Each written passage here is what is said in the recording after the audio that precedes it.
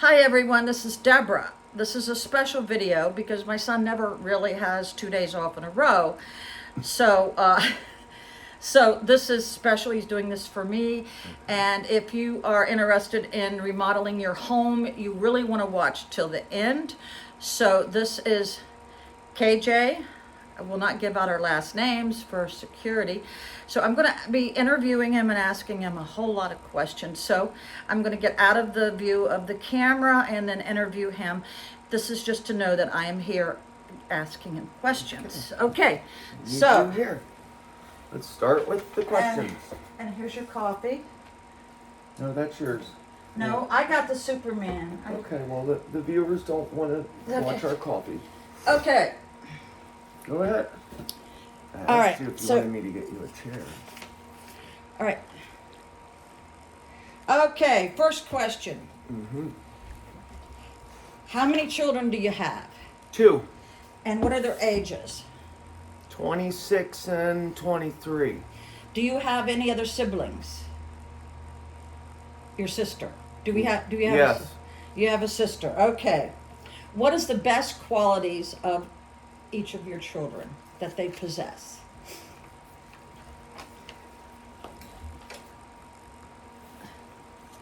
They're pretty great kids. They have so many qualities, each one of them. That's what makes them great. It's just not one thing. Okay. You know, KT's he's old school. He likes old music. He likes the old way of thinking, you know, like you shouldn't be on your cell phone at work, you know, like things like that. The old way, like we made it that way for many years, you know. Alana is very artistic and has like a lot of knowledge about a lot of new things that are out there that most people perhaps wouldn't know and stuff. That's true. Very Yeah. true. Okay. Do you get along with your ex-wife? Yeah. And how long were you married to her? 16 years. What was her best quality?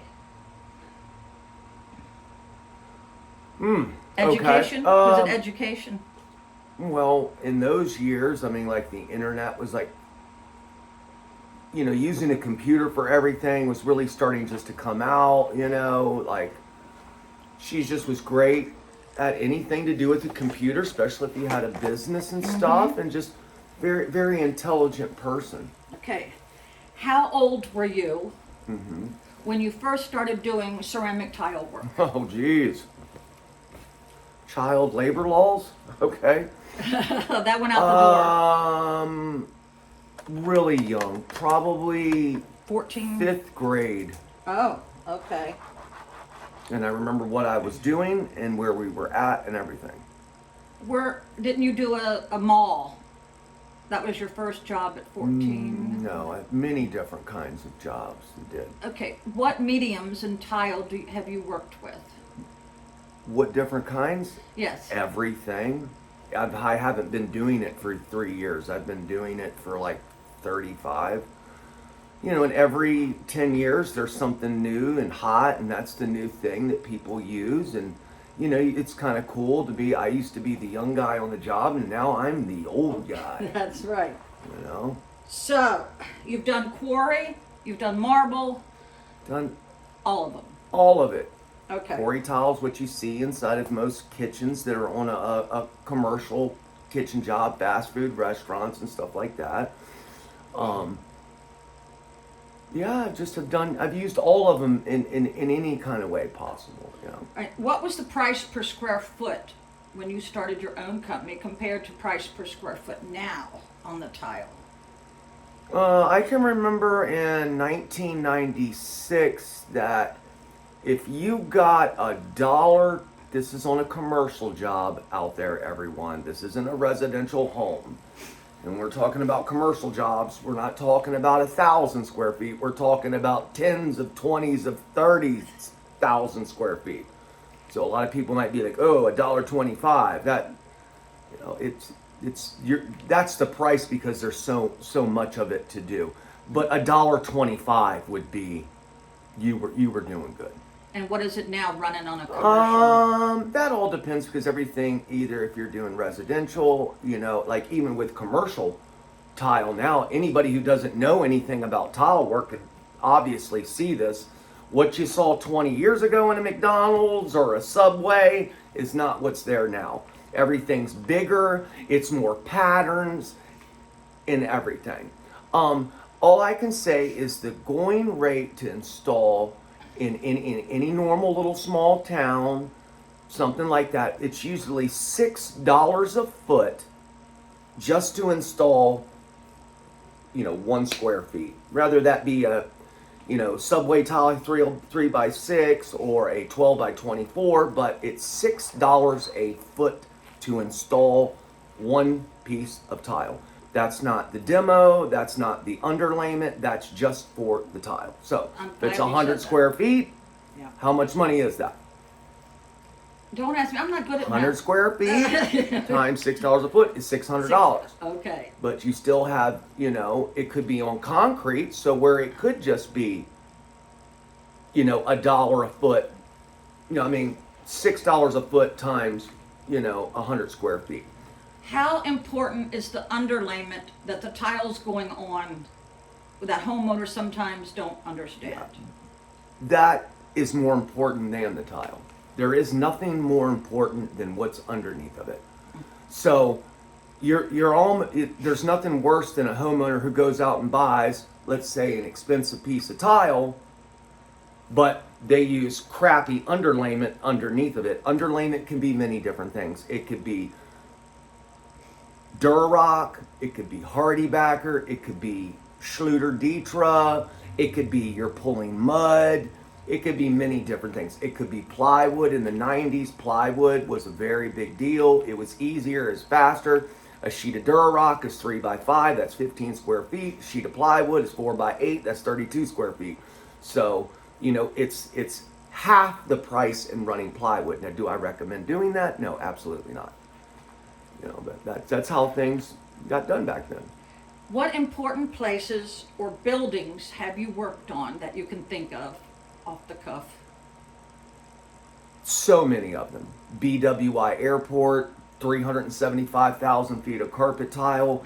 Duke University, West Virginia University, VCU Medical Facility, first person to tile a Wawa in the state of Virginia. Wow. Me. You did Mary I Washington? shouldn't name some of these places because everybody's going to know where we're at. No. You did Mary Washington Alumni Center, and when I saw your work Yep, there, yep. I Beautiful, was so beautiful job. And they could- What are some other cool buildings and places? Oh my I think gosh, you did so enough. many of them. I used to buy a hat for every college I would tile at one time. So we had the Mountaineers. I tiled the Mountaineers. Where's that at? That's Morgantown, West Virginia. Oh, I remember that. Then I had one for Duke University Medical Facility, Mary Washington. And didn't you do a lot of work in Norfolk? I've been there a few times. I think I tiled the Lowe's in Tappahannock. I just figured that out. Okay. Hubert Humphrey's building in D.C. I have a lot of great memories of working in D.C. at nighttime. Another one of our relatives had a very awesome tile company, and he had a bunch of ends with doing work for certain people there. And I can remember being in D.C. and we'd eat our lunch at 12 o'clock at night, and I would go outside and I'd eat my lunch, or before that, whatever. But I just remember this one particular night, there's an orchestra playing in the top of this building, and I could look up, and we were doing all these pavers. We were taking out pavers that were broken and re-putting them back in there. I've worked on jobs where the dogs go through your van every single morning. You have to have no kind of record at all. And On military bases. Yeah, I've done Fort Meade, Quantico, AP Hill, just so many different You were ones. very sought after because you don't have a criminal record and you have a driver's I license. was a teenager, 18 years old, and everybody else was a drunk or an alcoholic. And you always have to have one lead person that either has the credentials or that took the test to be able to be on the job site. And then that's what can't really say the company. I worked for a specific company that did monster tile jobs all along the East Coast. All right. how many of your cousins or uncles sets tile in our family? Like 4 or 5? A couple, but when I was early 20s, there's probably like 25 people that had something to do with tile in our family. Either they were they either did it or they were an estimator for a very large company that estimated the jobs, and things like that. It was a lot of different people. Well, I'm glad you added that in there. Yeah. What is a typical tear out? That means tearing out the old tile, putting in new diverters and shower faucets on a medium price tile, a tub hop. What would that cost a homeowner Well, today? a tub, that's what tile people call it, a tub hop. It's just a bathtub. Normally, most bathtubs, you have tile ran around. It can be a fiberglass enclosure or whatever. But, a lot of the jobs that I would do in Fredericksburg, Virginia, would be their bathtub still looked good, so you don't need to demo that. So it would be go in, take off the diverter plate, take down the shower head, keep the diverter in the shower head, okay, put them in a plastic bag, set them out the way, Durarock, tear out everything, tear out all the tile and everything, maybe not up to the ceiling, but most of the time I would. So take off all the diverter plate, shower head, demo all the walls just in the tub area. It has to be torn out a certain way. You don't tear it out too far to where you have to replace the rest of the sheetrock and the rest of the bathroom, to keep the price down. But a good price to do that with not the diverters or anything,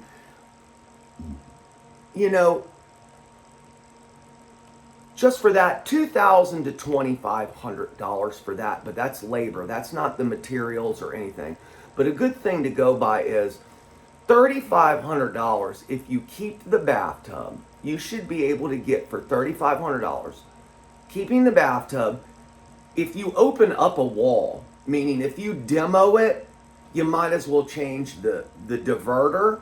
When I mean diverter, the diverter is the mechanism that turns your water on. Divert the water, either for the tub or for the shower head. You should be able to get a new diverter, a new shower head, all new tile and everything, and the price to do the plumbing, because typically they charge, depends on what plumbing company you go. But if you look around, you can find one that's certified to do your diverter. It can range anywhere from $265 to some people charge $1,200 for literally 30 minutes worth of work. They're out of there. So, $3,500 to do all that and the new diverter and stuff. Labor, that's not buying everything. But if you search and look around, you should be able to get that's keeping the bathtub. I don't want to get into other things. It's too much information. It's too many questions, but it just gives you some kind of basis for what things cost. You should be able to give yourself a brand new walls, new diverter, maybe corner soap dish, maybe even a little niche that goes in the wall for maybe $4,500, $4,000. I just came up with a question. What happens if somebody has a cast iron bathtub that's just got a couple scratches? Would you recommend There is companies, that's a very good question. A lot of people, in fact, my cousin didn't realize this over the weekend. Cast iron tubs weigh like 400 pounds. That's not something you just slide out of your van yourself. How would you get it out? Would you cut it in half? How do you do that? There's a trick to that. Somebody taught me that. But anyway, back to the bathtub. Okay. If you notice, depending on what age group, whoever's watching this or whatever, that if you've noticed over the last 20 years, the bathtubs don't feel the same.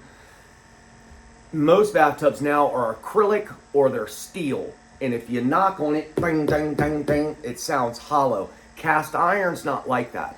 The reason why people like cast iron is because it holds the heat of the water longer, but let's be honest, how many people take a bath in a tub? They don't. But that's the point of a cast iron tub. It holds the heat really good. I can never say, I would ask this guy I work for, why are we using these? Oh my gosh, we have to carry it up the stairs with 2x4s underneath of it. to get it in there. And it's just some people want certain things because it does last longer. But any kind of bathtub that you get, acrylic, steel, whatever, it can always be fixed. You can have a guy come out, they'll sand that spot, and they'll blow paint on it, whatever kind of paint that is, epoxy paint and everything, and they can make it look brand new again. So that's just because you have a scratch or a chip that's missing, that doesn't mean you tear out the whole bathtub, because if you tear out the whole bathtub, then you got to redo all the walls. So, you know, it's a catch-22 in there. I used to deal with the guy that would do them for $350. So I would demo all the walls, and that way he could get back further with the sanding and the painting, and it would be basically a brand new tub instead of tiling all of it, and then he has to meet the tile. But that was like a package deal, because I did a hotel one time, and you know, if I had more than 3 of him for him to do, he would do them for $350. But maybe the price is cheaper now. I don't know. It just depends on how many people are in your area that does these certain professions. Okay, is there any helpful hints for homeowners who know nothing about tile remodeling? What would you recommend that they do to choose a tile setter?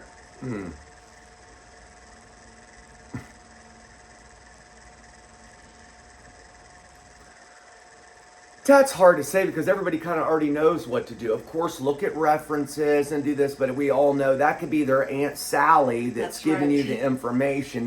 Every one of them could be fantastic. Yeah. You know, look and see if they've done anything important in their area, like I have. But did they, you know, the Alumni Center, the $4 million Alumni Center in Fredericksburg, you can obviously go there, you can look at the pictures and everything. But I wouldn't bother any company if it's a backsplash for $600. Meaning that's a little rude to go back behind somebody, call 14 people because you're anal over a little $600 backsplash. I remember a story about my dad doing black epoxy at a restaurant. Do you remember that thing that happened to him when you're dealing with black epoxy grout? Have you had any dealings with that? Because I remember he couldn't get it washed up or something. What was it? It was probably that. But grout's changed so much in the last 10 years. In the 90s, you know, there was sanded grout and there's unsanded grout. Now, this is very confusing. Anybody, if they pay attention and listen, will be able to understand this. Most contractors that I work for some reason, they can't shut their brain off for 10 minutes to pay attention because they're always talking the whole time. Grout used to come unsanded, which means there's no sand in it. That type of grout is for tile that butts together. And when I mean butt together, I mean like a 4 1/4 piece. We've all taken a shower when we've you know, went to Florida, and you've got kind of like a regular hotel, the little 4-inch tiles that run around the bathroom. You got a soap dish, and then you got the towel rack in the shower.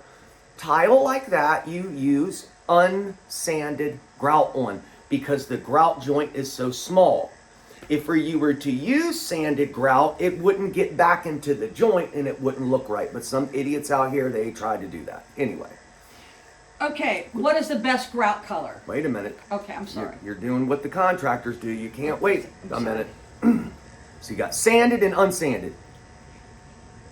Sanded grout is for anything. It can be on the floors. It can be on the walls. It doesn't matter. It's the size of the grout joint.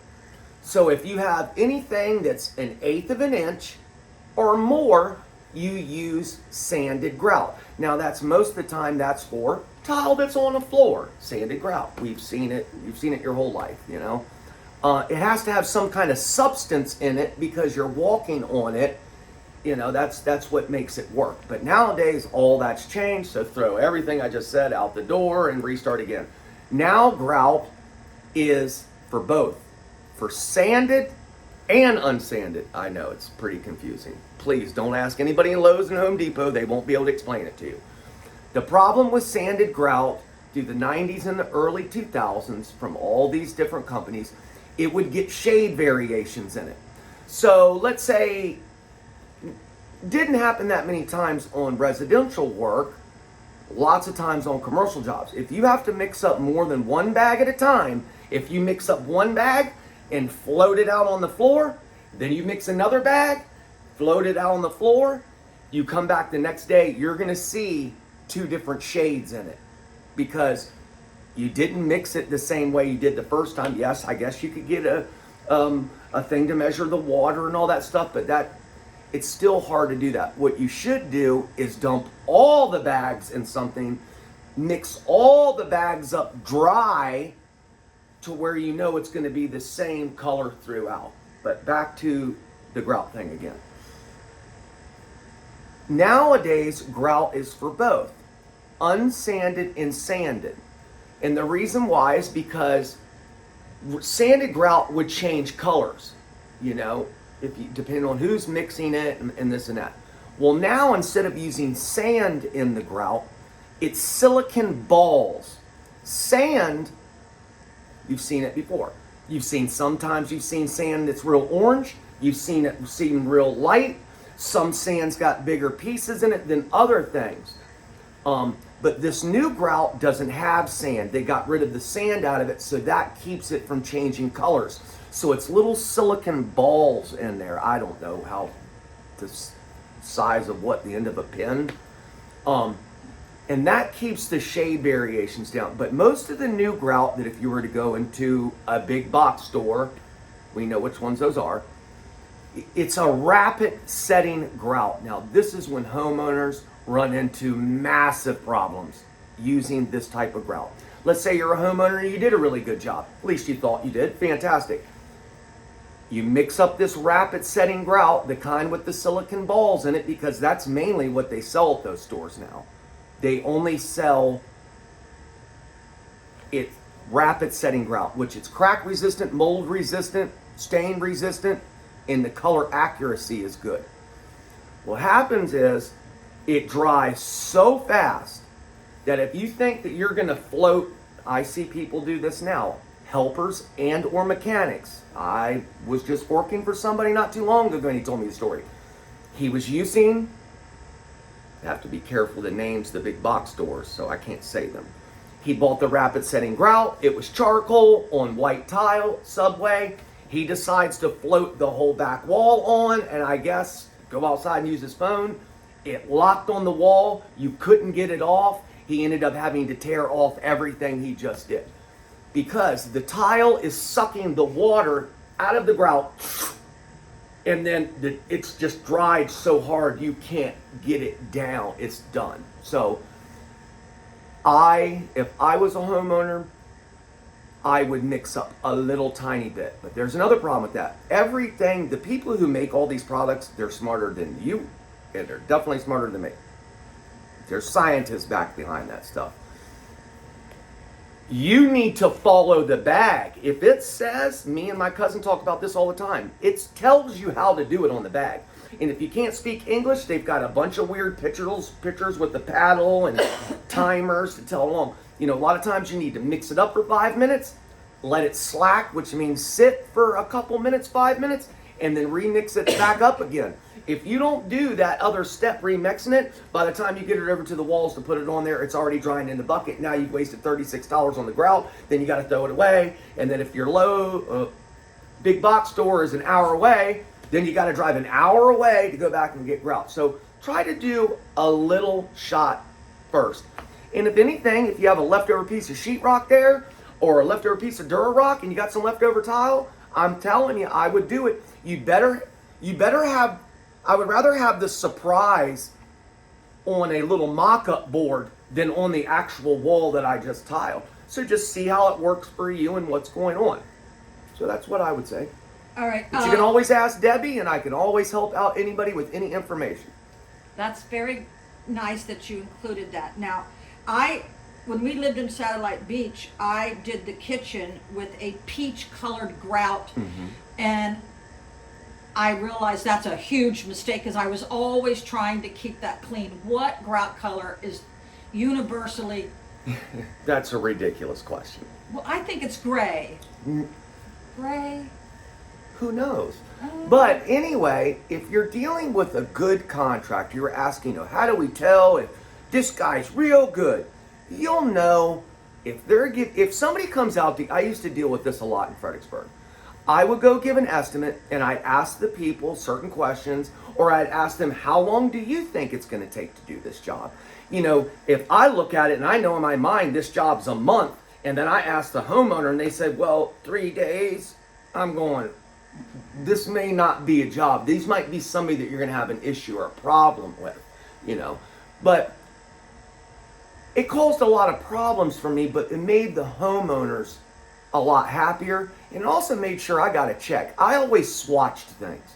I would ask the customer, I'd bring a grout chart, the paper grout charts that have all the grout colors on there. They're off a little bit. They used to make grout charts that were plastic, that you slid it out this package that matched all the colors. You know, some companies have more colors than other ones. You know, maybe a company has 32 different colors, you know, but pull out 3 of them, let the homeowner look at them that night, say, don't choose tonight, pick out of these 3, which of the 2 best you like. Then, you know, they would call or text you, leave that on your phone. In the morning, you go pick up those 2 bags, and then before you left that day, swatch it on the wall so that they can see it, to make sure that you shouldn't have any problems on the job. You should never have any problems with layout, colors, or anything, because you let the customer pick that stuff. You know, you let them pick. You go over the layout and how you think it should be, and maybe it gets an accent here or this or that, or would you like this soap dish? And a lot of people have a problem with that. They don't want to involve the homeowner, but those are the guys that do all this work and they don't get a check at the end of the job. The homeowner says, well, oh, you never asked me what grout color. You never asked me. No, I don't want my soap dish on this side. I want it on that side. Or I didn't want the niche there. I wanted it up higher. So, you know, if you spend that little bit of time first, you're not going to have all those problems at the end. Trust me. Okay. What is one of the best memories of when you worked at Morgantown when you were a very young man involving my mother? What did she do to make your day better? That's a long time ago, but you know, we all know that old people, they love McDonald's. I don't know why, because I hate McDonald's, but they just love sausage, biscuits, and coffee. So she would just always get Grandpa to the job and then bring back all that burnt coffee from McDonald's, and I hated it. And those little cups of milk that you need 13 of them just to make it change a different color. But she brought you food to the job. She would bring food and stuff like that. Now let's talk about what are some. But my favorite experience in Morgantown, West Virginia, that's on the adult side, is there's where the college was, and when you went down the hill from the mountain, the girls from the college would be on the roofs with no tops on. Oh, That was pretty funny. exciting. Or maybe they'd be rolled over on the side, but I thought that was pretty cool. But you could see as you went down the mountain, there'd be like so many people outside on their roofs. Was this before you were married? Yes, I'm 18 years old. Okay, what are some common health problems that tile setters experience through their life in the business? Those are great questions, because I feel very grateful that I also have a cousin that I'm very close with, that this is all we do. We talk about this, all kinds of tile stuff all the time. And he's having some issues that are different issues than mine. His, which I've never really thought about it, ears. Ears? Yeah, your hearing. I had an issue, I don't remember what happened, but I had an issue, well, that's back when I had great health insurance and all that stuff, and you can run to the doctor every other 2 days. But I had something happen with my ear, and then I got it tested, and I missed a little bit of my hearing, but it just sounded like this all the time. In my ears. His ears, he used a wet saw from one time, which I'm sure his ears were bothering him before. It's from running those grinders in a confined area that are running at 4,000 RPMs. Whee! You're in a room, you don't have any ear protection on. Over time, that stuff does damage to your ears. But he used a wet saw that the bearings went out in it, and it made this crazy screeching noise. And from that incident alone, he has to wear things on his ears. And I was like, man, that's terrible. Also had a really good influence on me in my younger years. And I think that all young men, you should have a good person that's older than you, maybe not the same age as your parents, but maybe like 8 more years older than you. And I had a great one. And it was just a great experience. For me, I never wore gloves. He always made me, you need to be wearing gloves. You need to be wearing gloves. Do I wear gloves cleaning things with tile? Yes. Do I wear gloves grouting? Yes. Normally, no. And my hands are completely, utterly thrashed. I can't fix them. I've rubbed enough Vaseline, A&D ointment, chemicals on my hands. I got a huge one right here. For some reason, this one and this one, as soon as I get it where I need it, it just cracks open again. I don't need any input from anybody on here telling me what to do for my hands because I've already done it. I know the sock trick, you put that on at night. I know all of it. The problem is my skin is too thin and it can't handle what that you used to be able to handle. And now you need to be wearing, sounds kind of cheesy. I'm sure there's a couple guys, you don't need to wear that, boy, what's wrong? This new thin set and these new products and these new tile, this new grout, it's got lots of chemicals in there. You know, if you're mixing up thin set, I never do this. I just started doing it more or less because it's very custom work and it just shows, you know, your abilities. But you should have a vacuum sucking that dust out when you dump that stuff in the bucket. I used to not worry about that stuff. Now I do. You breathing them particles will lock up your chest, you know. So, you know, it's never too late to start doing that. What could you put in your nose? Could you put something in your nose? Well, you wear a mask. Okay. There should be plenty left over from COVID. Yeah, that's right. Okay. And toilet paper. What the scariest thing I remember about you, and I had to pray a lot, is when you almost lost your eyesight. You want to tell the tile contractors what happened? Yes. You almost went blind. Had a job for an outside pool. It was an indoor pool. It was one that's like 8 feet deep, 20 foot long, that the water blows over you so you can swim in the water, you know. Very expensive outside play area. It was a bar, kitchen, and then it had its own personal bathroom there. And it was very hot one day, and I had everything Durarock, taped, skimmed. I guess you guys will learn those terms later on. If you want, you can ask her. I'll let you know. Everything should mimic how it was done 40, 50 years ago in the tile business. It should all look like it's entirely one whole piece. You know, all the Durarock or what other types of underlayment or whatever you're using for the walls. But it should look like it's one whole piece. So anyway, everything's ready to go. I start to waterproof. They make waterproofing now that comes in a bucket. You can roll it on with a roller. You should paint all the corners first, 2 times. Then you can roll it.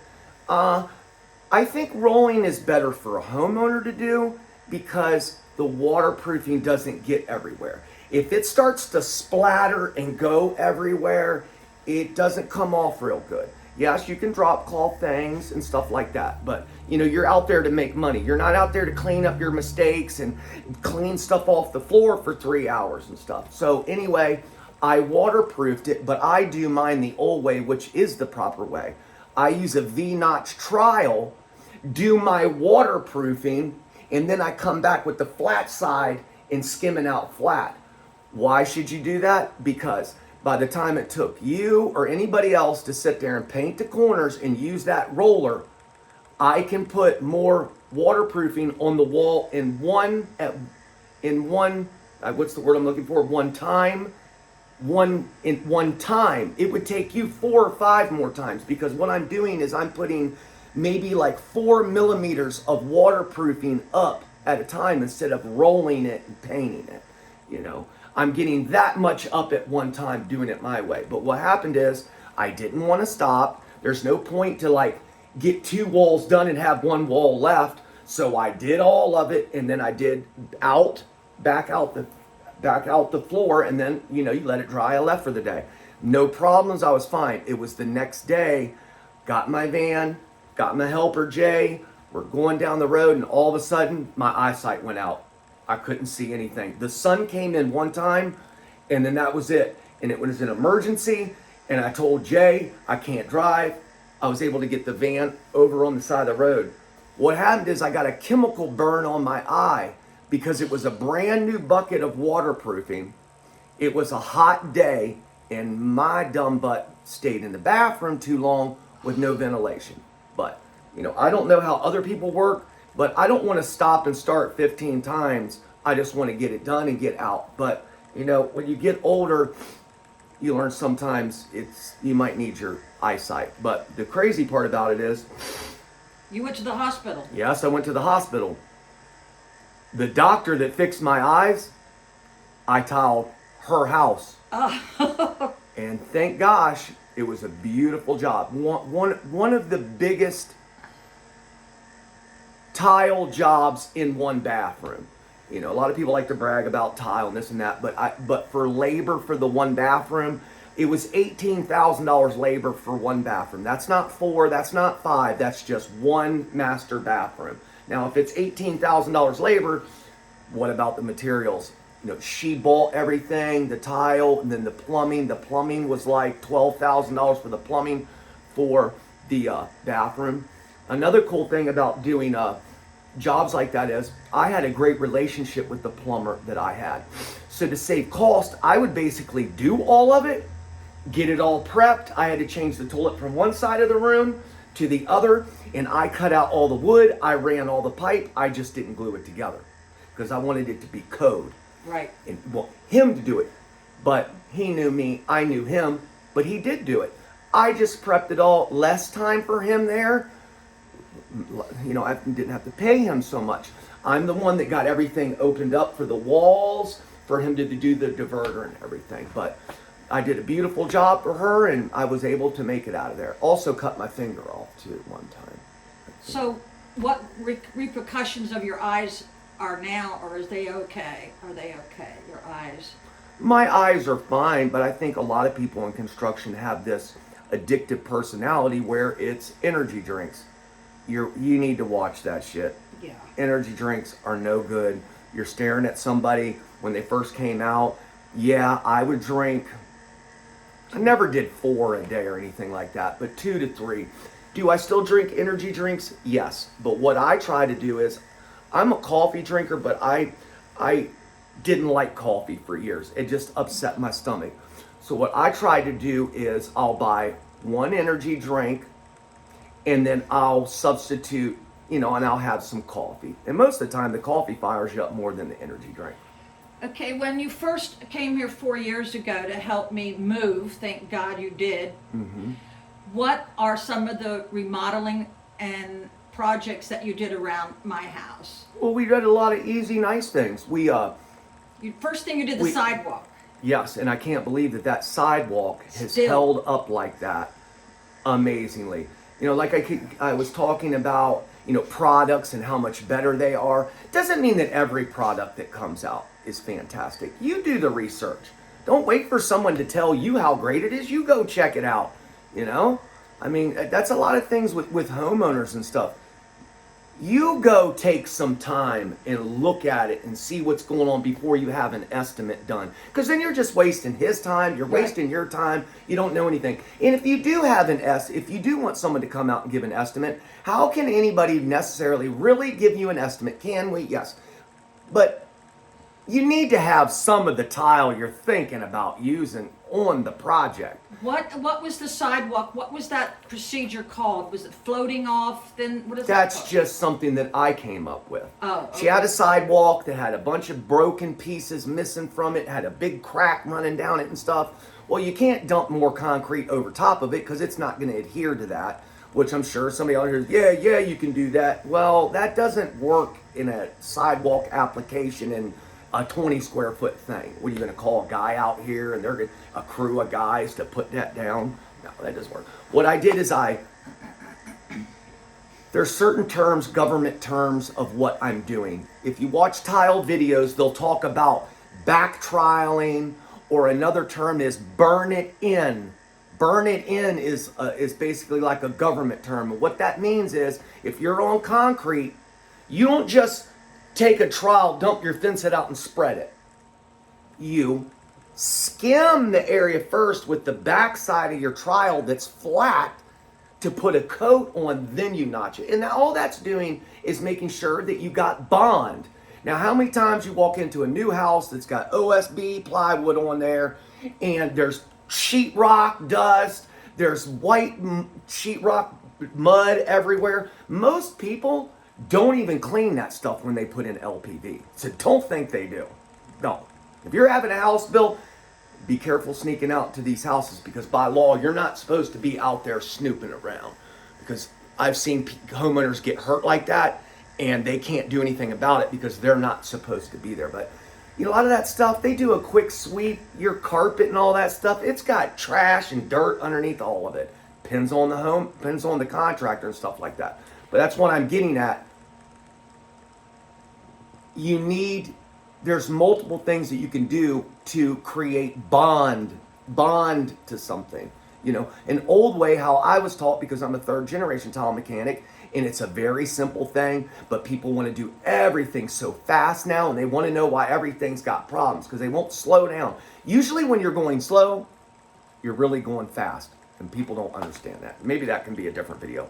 But you always clean your plywood, scrape, vacuum, take a sponge, tile sponge with the bucket. That doesn't mean soak the plywood down. You damp sponge, and I just wash the floor. But what I do is, as I come back, I flick it out the door. In that way, you're cleaning the plywood to create the bond for the thin set or the Detra or the Hardy backer or whatever. You know, even on concrete. Me and my cousin were talking about it. He goes, man, you always did that. I always did it because it just made sense to me. And most tile work is common sense. How can you chalk a line on top of old sheetrock powder and stuff like that? You know, so if you clean the floor, everything works a lot better. Now, what else did you do here at the house? Well, we did a couple nice backsplashes, not too many crazy patterns. We just ran it. I call brick pattern. We put a nice little schluter. We went up behind the stove and around the side, and we did the upstairs bathroom, the back wall, and a little wing wall because it didn't have a splash guard on it, you know. And you did a frost-free spigot? Yes, and that's a thing that's very important that a lot of people don't know. This is the third time I've seen this in 3 years. You know, people think that, well, I had my house inspected. That doesn't mean a whole lot. You know, you need to do your own inspection. For instance, Mom bought a house. They ran, here we go, plumbing products. There's PVC, CPVC, PEX, ABS. There's all these different kinds, and of course copper. Her house is PEX. PEX is the one where you take the crimper, crimp the band on it that looks like a ring. Okay, so that's easy ways. I don't need a bunch of input from 100 people. No, that's not the right term. I'm trying to teach people in a way that's very easy for them to look at something and know what the heck it is, you know. CPVC is your water lines too, just like copper. And it looks like PVC, but PVC is only for drains. You know, the drain from your shower, the drain from your sink and stuff like that. That's not a water line. Yeah, it's a water line after it's used. It goes down the drain and goes on by. But CPVC, if you look at the pipe, it uses a yellow glue on there. These are quick, easy ways just to be able to look like you know what you're doing. And do that when somebody comes out. That's very intimidating for a contractor. They think they're trying to get something over on you. You say, well, you know, I don't want copper, I want PEX, or I want CPVC. That lets them know, hey, you know something. I'm going to be watching you out here. Now, the age of my house is 128 years old. Mm-hmm. What surprised you about my house? You said that when I bought it. What surprised you here? Well, what is the term lipstick on a pig? Okay, let's say that see if everybody can get this. See if I can explain it in the right way. Well, let's say when you first walked in here that she had granite countertops. Whoa, granite. But they never ran all new electrical and all new plumbing. Okay? So homeowner walks in, oh my God, it's got granite, but nobody's went down to look here. See, she doesn't have granite. Every water line, all the plumbing is all brand new. All of the electrical is all brand new. So you kind of get what I'm getting at. So whoop-de-doo, somebody ran shiplap on one wall. It looks amazing in granite countertops, but they kept all the old electrical and those old wires. So, All right, what do you think about tile setters who do the job in one day? What do you think about them? Because I've been hearing a lot about they'll grout it, they'll set the tile and grout all in one day. I don't even know what that means because anybody with enough common sense would know. You can't. I can prove it. If you read every bag that tells you how it gets done, nowhere in there it says you need to wait 24 hours before you walk on the tile. So how are you going to do it in a day? You can't. So if you followed all the rules, the National Tile Council rules, you followed all the bags, because remember, those people are smarter than us. They invented it. Right. They have it tested by the National Tile Council. You know, me and my cousin talk about this stuff all the time. Like if you pull a mud shower pan, you're not supposed to tile that the next day. We all do, because we need to get the check. But it needs to dry and cure for days. And you have to remember, I'm dealing with a lot of this stuff now, being older. There's a lot of young guys out here. It used to be when I was in my 20s, most people that were superintendents or builders were older. They were in their 50s or 60s. So if I'm 20, they're in their 60s. Totally different now. These guys building these homes and stuff out here now are in their 30s. They've only been doing things for a couple years. So how much experience do they really have? They really don't. What they're relying on is their subs that have been doing it for years. So they're selling you a job, you're taking it, but this guy, he really doesn't know everything. He hasn't been doing it for years. Watch out for that. That's something I'm seeing a whole lot, all the time.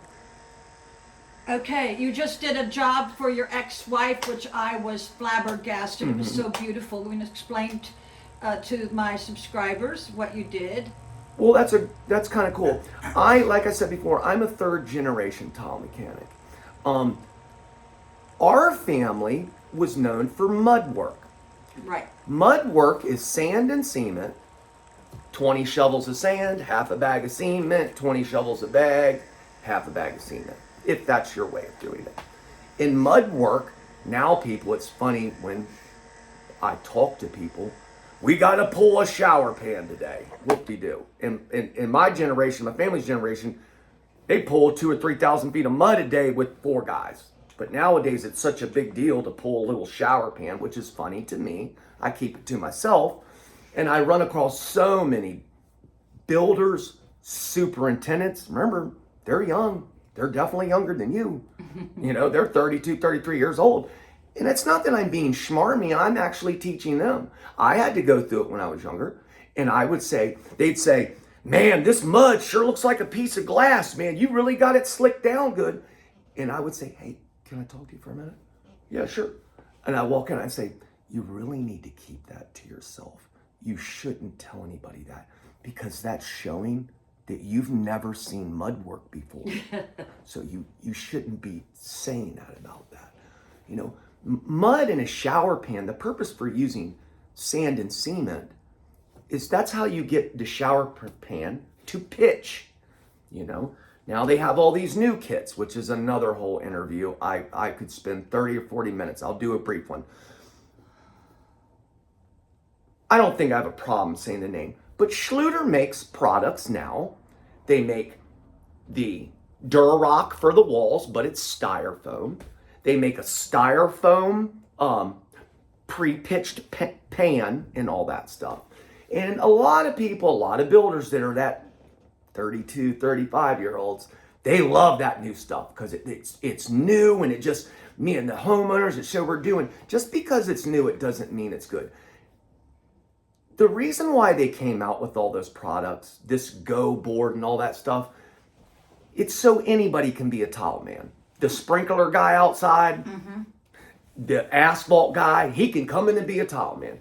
A tile profession back in the 80s and stuff like that, tile man was like an important guy because he had to float out all the walls. It had chicken wire in the walls. They made all the walls flat. And it wasn't until, gypsum board came out, gypsum board such as drywall and whatnot, came out after World War II. Why? Because everybody got back from the war. They needed to build a home, and they couldn't do it with plaster and stuff. It took too long. So that's where drywall became big.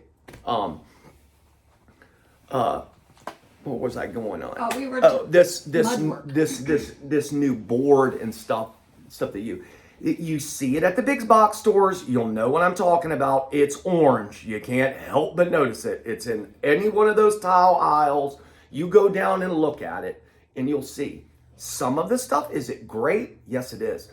But it's very expensive. And once you have somebody like me break it down for you and communicate and tell you about it, you'll be like, oh, okay, I understand now. I mean, when you walk across your sidewalk, does it mush down? Probably not, right? No. Okay. All that styrofoam stuff that they're putting on the floors compresses. So Wow. you can figure it out on your own. So what did you do for your ex-wife? That's what we were getting at. She had leftover like I said, stone. I'm a third generation tile mechanic, so my family was into mud. So I've seen a lot of my relatives take leftover rocks, or I've done for my mom. You can pull mud back, you can pack little rocks in there, you can make a cool sidewalk and stuff like that. But I've never been afraid to use the mud, the sand and the cement. You can pull it back, you can do all kinds of stuff with it. But I put a nice little flagstone walkway in with like a little wall that goes down to a shed and stuff like that. It was gorgeous. Mm-hmm. And I seen what really made me, I saw one of my relatives do this. And I thought I guess if you're really going green, then, go green using old things to make new things. I just remember he wanted us to load up all these broken pieces of terrazzo. I was like, man, why are we loading all this stuff up? And it was all broken like pieces. Well, what he did is he mixed mud and he threw those pieces in his sidewalk, so you saw the terrazzo with that in there. I was like, oh man, that's cool. He made a little sidewalk to get around to his little side office. I was like, wow, you can do a lot of cool stuff with that. It was very gorgeous. It's like terrazzo. You don't see terrazzo much, but in Florida, all those old houses are terrazzo. Yes. It's, white chips or a blue chip or a black chip. It just doesn't matter. It's just when you see it, you see all the little rocks in there. When they grind over it with a machine, it makes it flat, and then it just kind of looks cool. So when I was a little girl, I worked on a lot of schools in Northern Virginia. I was there putting tile in big vats of water. Why was I doing that back in the 60s? To add water to the tile. So, For what reason? okay, all right. To make things stick? Okay. If you let's say you mix up thin set in a bucket. Thin set, I'm sure that we're all kind of know what that is, I hope. There's mastic and thin set. Thin set is exactly what it's saying. Thin set. It's not, you're not making a thick thing for the tile layout. It's just you're spreading with those trials. You've seen the videos. There's all different size trials. There's quarter by quarter, quarter by 3/8, half inch by half inch. It's a thin set. So you're spreading this. It's sand, cement, and an additive, which that needs to be in there. You should always have a polymer modified thin set that you're using 90% of the time. So if you take and spread thin set and take like a Subway tile or a 4 1/4 tile out of the box and you set it in the thin set, the tile is sucking the water out of the thin set so rapidly it's not bonding correctly. So that's why sometimes mastic is better for certain things. That's another video. So by putting the water in the tile, it's not sucking it out because it's already got the water in the tile. Okay, and when I was a little girl, my father would have huge piles of sand delivered to our house on Vale Road. Because everything, they didn't have Durarock back then. Right, so... They didn't have all these products. But if you go back to that time and you look at how they did it, if anybody out there knows, and if you do, hit her up on there. If you've ever been to a home like in Florida or maybe in your own town, that it looks like the tile's sticking off the wall this much, and they'll have a piece of bull nose, a coved bull piece. nose. Okay. Anytime you see the wall here and you see the wainscoting can be anything. Wainscoting can be, in my terms, could be wood, beadboard, and or tile running around. But most houses, you got the tub tiled and you got the walls that go around behind the vanity and around the toilet, wainscoting. But if it's sticking off the wall and it's got that bull nose, what's behind there is fat mud. It's sand, cement, and chicken wire and lime. Now we call that metal lath. Yeah, but tile guys call it chicken wire. Okay. Yeah, metal lath, whatever. And that's so the cement bonds into the wire. That's how they made the walls. And that's why everything lasted. I guarantee for my wife's grandmother, her bathroom is 1974 and it only had one little crack in it. That's how long it lasted on the fat mud. So all we're doing now is using all this new stuff that doesn't weigh anything, that isn't good, and within 2 or 3 weeks it's cracking and breaking up. So that stuff lasted for years. Another best reason why they did that is they could fix all the walls perfect. Nowadays there's framing. You slap up a piece of Durarock, though if the framing's not good, well, your Durarock's not going to be good, but that's something that tile man should fix and or tell the homeowner, hey, look, this is really off, So now, I remember my dad having a shovel with a hole in it, and he always had to carry around that big metal thing. Yeah. What was that called? It's a metal mortar pan. He had to carry this 6-foot mortar pan with the shovel with the hole. Now, what did he mix the sand with? Did he have lime? What did he used to do the mud work? Cement. But you can just say cement. But the well-known cement that everybody knows, if you do some research, is Portland cement. Yeah, that's it. Portland cement. 4-to-1 ratio. Here's a cool little thing that you can make your own sand and cement mix, but sometimes that's not a good idea to do that at a homeowner's house. Do they sell mortar pans anymore? I have never seen any. Yes, they do. Okay. But I tell these contractors, these are the ones I'm talking about. Okay. Yeah, it's good if you get somebody deliver you sand. I mean, but this is for like hundreds and hundreds of feet, That's why it's better to have it in a bag, because it's less stuff to hump around. Now you got to carry around bags of sand and bags of cement. Just get it all together. But there's a way that you can save yourself a lot of money. Those big box stores, when you go in the tile aisle, they'll sell you 4-to-1 ratio mix. 4-to-1, sand, 4 sand, 1 cement, okay? But the bags are $36 a bag. Jeez. But it's in the tile aisle. So how much is in the bag? It's a 50-pound bag. Just depends on how thick you're doing it. But people see that, homeowners, oh, it's in the tile aisle. Let's grab this, guys. And they put that in there. It's $36 a bag. But if you go over on the other aisle, where they have the cinder blocks and all the concrete and all that stuff, you get the same stuff. It's actually better in an 80-pound bag for $7.35. So, whoa. Knowing the products that you're using and getting and everything, So, the one thing, when I was a little girl, I would wake up in the morning to get ready to go to 4th grade or 5th. I would hear my father cussing outside like a sailor. Because there's cat shit in the sand. The cat shit in the sand. Yeah. Now,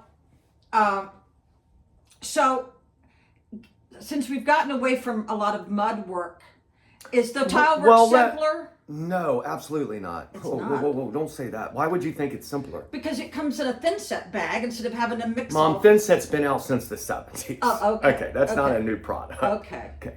I just thought. People don't. The purpose for using sand and cement in making a shower floor is this reason.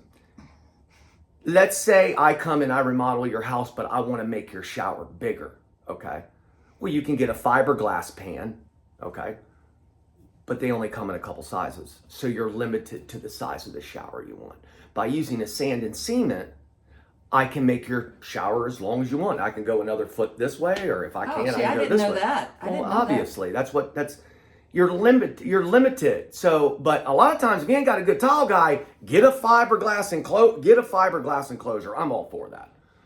And another thing is homeowners need to realize, if you have all these elaborate patterns and stuff in there, that's hundreds and hundreds of more tiles. Or That's more hundreds dollars. and hundreds of more places. And more dollars. More dollars, and it's more cracking. I always thought it'd be great, like I thought about this on commercial jobs where people could call in and ask questions, say, hey, what should we use, or this or that.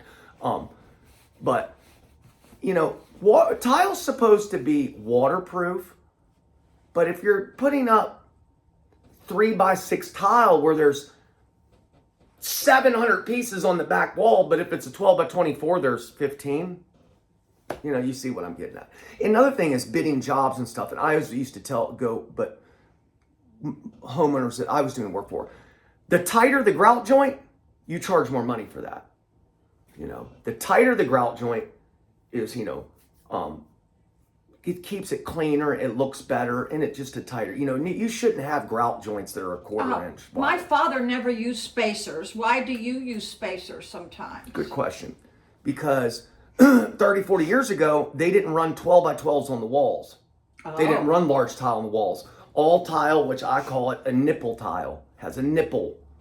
4 1/4 on each side of it has two little things that hang down. So when you put two together, it makes a little grout joint. Okay. It doesn't weigh anything. But when you put a large tile up, you got to put a grout joint in there. And that's why. Yes, when I was a kid, if some of you had spacers on the job, they would probably tell you to leave because they think that you didn't know what you were doing. That's right. But now that's been changed. Now, when I was also little and I'd help my daddy on tile jobs, he didn't do a tear out. He just tiled right over top the existing tub hop. Is that a recommended procedure, or is that just my dad? He went right over top the old tile. I've done that many times. It depends on a lot of things, Like what? The money? Depends on, does the homeowner want to pay to take all that stuff out? Is it just a job that they need to get done? Maybe it's a realtor house or something like that. They don't want to put all that money into it, Right. They just want to get in and get out. You don't need to put all that money Now, into my it. father just had a cutting board that you could. It was only like this big, Mm-hmm. and he used nippers. I hardly ever saw him use the big tile.